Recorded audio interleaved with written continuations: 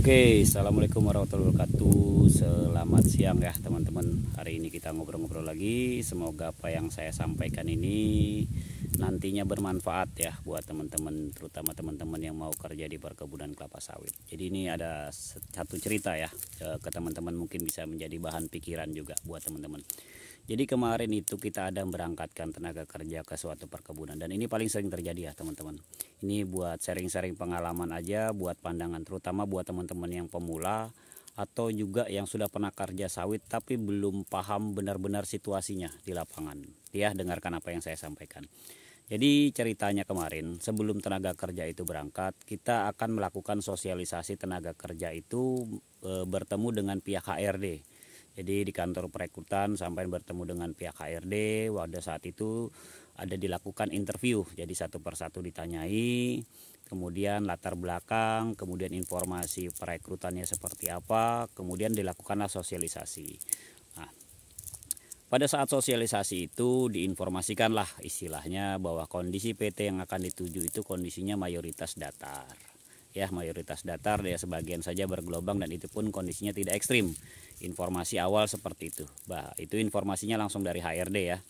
Itu kemudian banyaklah informasi yang banyak disampaikan dari pihak HRD. Kemudian setelah sampai di perkebunan ada sesuatu yang berbeda ternyata yang disampaikan dengan pihak HRD. Jadi ketika tenaga datang, baru pertama kali datang ke sini sudah kaget Mas. Tiba-tiba kok bilangnya lahannya ke mayoritas datar, kok di sini lahannya banyak yang perbukitan ya gitu. Jadi tenaga kerja itu kaget gitu ya, begitu datang lokasinya banyak yang perbukitan seperti itu. Oke, tenaga sudah sampai datang. Kemudian juga terdapat orang-orang lama yang sebelumnya kita sudah pernah berangkatkan ke sini, misalnya ya tenaga kerja sebelumnya yang 1 bulan yang lalu itu bercerita gitu loh. Jadi ada 2 orang yang bercerita, ngobrol-ngobrol dan menyampaikan ceritanya bahwasanya mereka saja di sini masih training, ya kan, mereka masih training karena masih 1 bulan. Kemudian bercerita lagi, loh Mas kok datang tenaga baru lagi? Kami aja yang sudah 1 bulan di sini masih belum tahu nih ancaknya di mana kan gitu. Di sini nih di Afdeling sini nih kebetulan mereka ditempatkan di Afdeling 8 ya. Ketika berangkat waktu itu informasinya memang ditempatkan di Afdeling 5 atau 6. Kurang tahu persisnya Afdeling berapa. Tapi informasi kalau nggak salah di Afdeling 5 atau 6. Tuh, kemudian begitu datang ke sini ternyata ditempatkan di Afdeling 8 ya, tempatkan Afdeling 8. Kemudian dapat informasi seperti itu kan, pikiran kacau Mas. Pertama sudah sebelum sampai di lokasi ada beberapa orang itu yang mungkin sudah berpengalaman itu sampai celetuk lah, waduh lihat lahannya begini, hasil ini saya ini nggak sanggup, saya ini sudah seperti itu. Nah, bayangin ya kondisi seperti ini akan terjadi Mas di semua perekrutan di PT apa saja. Jadi kadang-kadang sesuatu itu belum tentu sesuai 100% apa yang disampaikan HRD tuh. Nah, bayangin kalau itu celetuk seperti itu keluar dari mulut seorang yang sudah pernah kerja sawit. Nah, teman-teman yang baru pemula mendengar bahasa, waduh kalau begini nggak hasil, ini kan udah stres Mas ya, pikiran udah kacau. Jadi belum turun dari mobil saja ketika mereka datang ke mesnya itu dari Jawa misalnya ya, itu pikiran sudah kacau ini, wah nggak hasil nih dan sebagainya seperti itu. Kemudian setelah datang pun disampaikan sama orang yang udah pernah bekerja 1 bulan sebelumnya, itu menyampaikan bahwa ancaknya tidak ada di sini gitu loh, bahwa banyak lahan-lahan yang memang baru buka, jadi kerja mereka hanya pruning dan lain sebagainya. Nah, jadi informasi masih sepihak seperti itu. Apa nggak pikiran tambah kacau Mas ya? Wah ini sudah lahannya bukit, kemudian banyak lokasi belum tidak ada ancak dan sebagainya. Nah, jadi ini banyak terjadi juga ya teman-teman di PT-PT yang lain. Jadi kadang-kadang kita tuh sering berasumsi gitu loh, berasumsi atau berpikiran atau berpendapat lah dengan kondisi-kondisi seperti ini. Akhirnya kadang-kadang belum sempat kerja pun 2 hari 3 hari baru datang itu sudah pada kabur gitu, atau mungkin yang sudah kerja 1-2 hari ngalami kesulitan kemudian kabur. Itu sering terjadi ya teman-teman. Nah, ini juga yang terjadi saat ini gitu loh. Jadi mereka datang, kemudian pagi harinya saya ketemu sama orang lama lainnya juga, 1 orang ngobrol. Ternyata informasinya berbeda gitu. Jadi informasinya ternyata dia lebih banyak ngobrol ya. Kebetulan dia salah satu itu yang sering ngobrol sama mandor satunya, sama asisten, sama mandor gitu. Ternyata informasinya berbeda gitu. Nah, kemudian bagusnya alhamdulillahnya itu mandor satunya saya temuin terus ngajak saya ngobrol.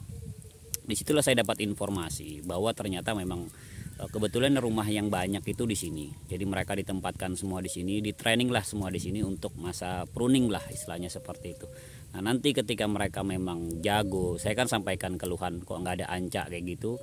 Beliau menyampaikan bahwasanya nanti kalau memang mereka sudah bisa dilepas panen, mereka akan ditempatkan ke divisi-divisi atau afdeling yang memang sudah ada ancaknya, ancak panennya seperti itu. Kalau di sini memang khusus untuk training lah istilahnya seperti itu.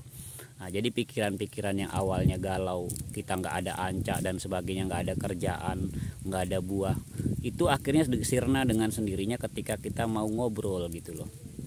Itulah kadang-kadang hal-hal seperti itu juga terjadi ya teman-teman. Ketika kamu nanti datang ke kebun, kadang-kadang tuh pandangan kita, persepsi kita itu udah kacau di awal kedatangan. Jadi belum kerja pun atau baru kerja pun pikiran kita kemana-mana, karena kita nggak pernah mau berusaha ngobrol.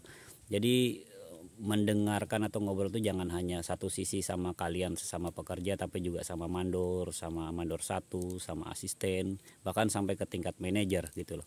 Jadi hal-hal seperti itu, sharing-sharing, ngobrol-ngobrol, nanti ketemu loh Mas. Jadi segimana rumitnya kamu punya permasalahan kerja di perkebunan, selama yang kamu cari niatnya itu cari hasil, nanti pada akhirnya nanti ketemu jalannya lah seperti itu.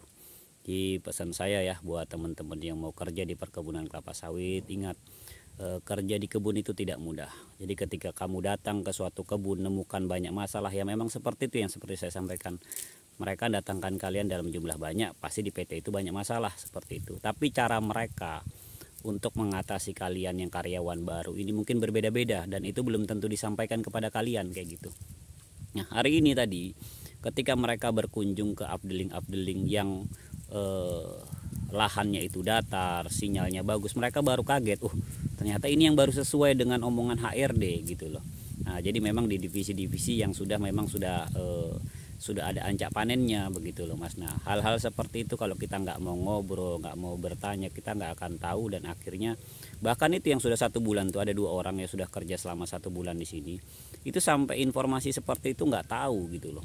Nah kalau itu terjadi pada kalian, kan pikir-pikirannya kan sumpek tuh Mas, kabur, ujung-ujungnya belum kerja atau baru kerja 1 bulan udah setelah gajian sampean pergi atau kabur. Nah, padahal hal-hal seperti itu selama kita mau ngobrol, semua mau komunikasi, pada akhirnya nanti kita ketemu kok jalannya. Cuman memang PT itu beda-beda ya, ada mandor atau asisten yang bisa komunikasi dengan lancar, ada yang tidak seperti itu. Kembali juga ke sampean sendiri. Intinya seperti itu, kerja sawit ini tidak mudah. Kalau sampean siap, ya siaplah berhadapan dengan kondisi yang seperti itu. Oke, itu aja yang bisa saya sampaikan. Semoga menjadi bahan renungan ya buat teman-teman yang mau kerja di kebun sawit. Monggo, silahkan yang mau kerja di perkebunan kelapa sawit, silahkan bergabung. Bisa hubungi saya ya, WA saya. Terima kasih. Assalamualaikum warahmatullahi wabarakatuh.